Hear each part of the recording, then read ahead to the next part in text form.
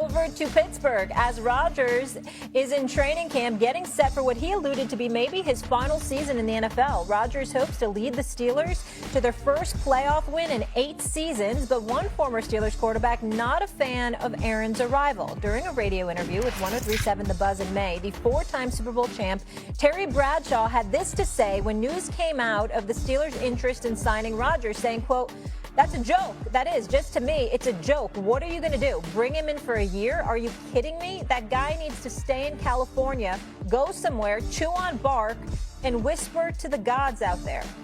Aaron Rodgers responded for the first time over the listen. Terry, like a lot of people, doesn't know me. And so he's got an idea of what he thinks about me based on what I've done, the documentary, what I've said, Darkness Retreat, whatever the hell you want to talk about. Okay, Mike T, I'd like to begin with you here. Do you believe Aaron gets unfairly criticized by the media? No, not at all. And I'll bifurcate it onto on-field and off-field. On-field, guys, the sober, honest facts is this. Since 2022, in terms of QBR, he is 26 out of 29. The only quarterbacks that are worse than Aaron Rodgers are Ryan Tannehill, Bryce Young, Mac Jones, and Will Levis. So he has not played good football in 4 years. That's just the God-honest facts. Hopefully he'll play better. Maybe he catches lightning in the bottle. In terms of off the field, here's what I find to be somewhat ironic. If you're on Netflix, if you're in contemplation of being a vice presidential candidate and you live as transparently as you do, which is his way of how he wants to comport himself, it is going to come with more scrutiny. When you're on the Pat McAfee show, as often as you are, it comes with more scrutiny.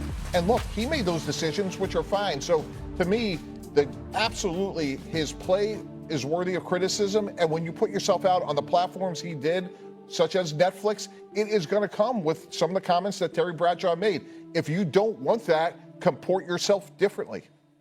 Stephen A., would you like to defend your guy?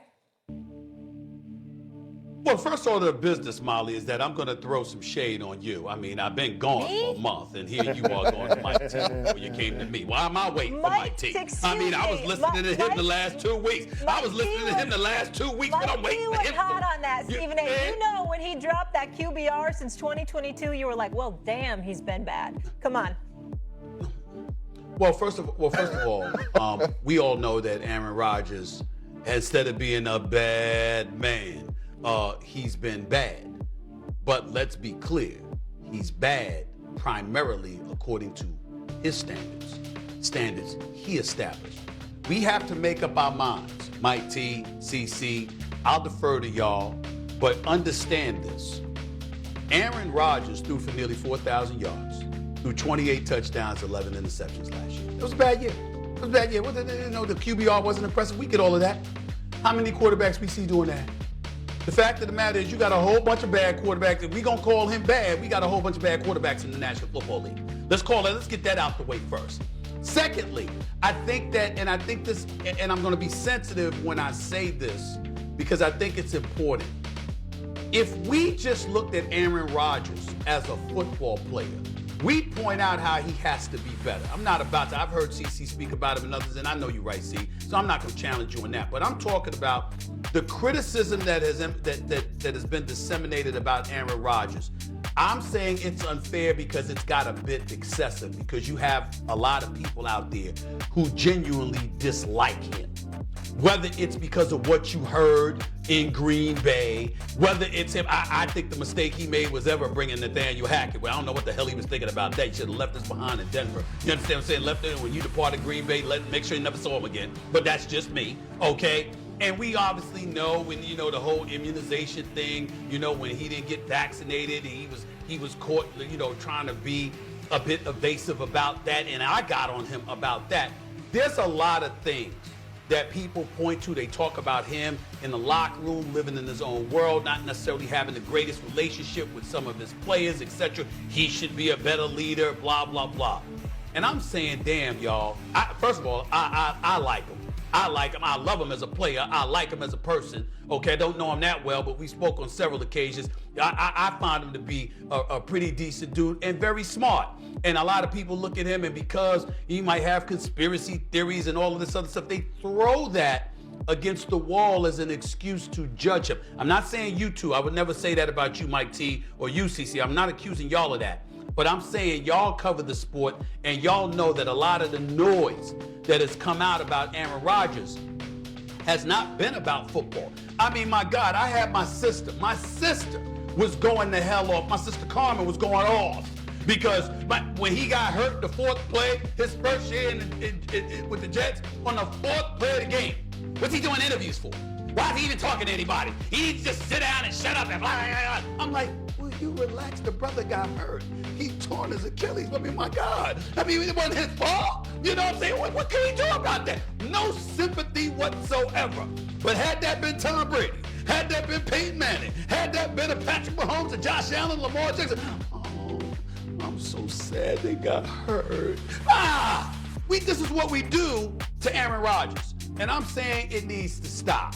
Judge the man, and I'm not saying you two haven't done it, but judge the man on football. Could he be better? Absolutely. Back-to-back playoff losses at Lambeau Field to the San Francisco 49ers, all of this stuff. I got it. I understand it. Going to the Jets, playing the way that he did last year, I got it. But you don't look at him and say, he's finished, he's done. He can't have a better season. And you know what he's capable of because you've seen it in the past. I think a lot of people judge him because they don't like him, not because they're just looking at football.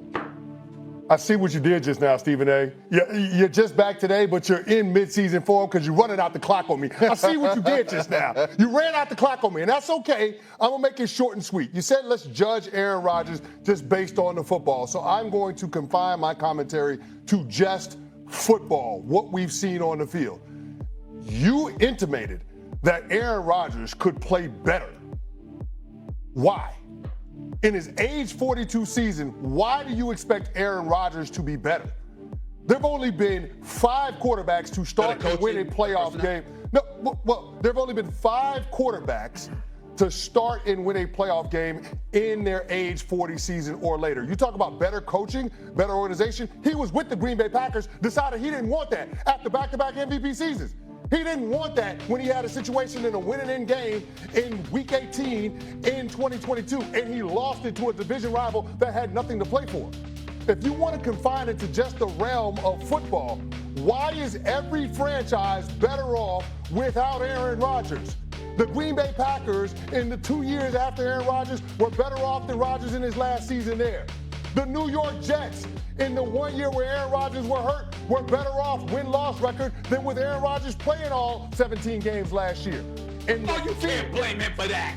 You need to stop that right now. What do you mean I can't blame Aaron Rodgers? What happened with the New York Jets? Why can't I blame him?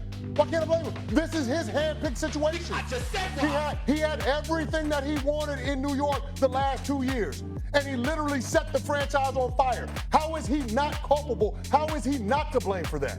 Hold on. How are we absolving him from the situation we saw with the Jets? Woody Johnson, Mr. UK ambassador before, comes back into the fold.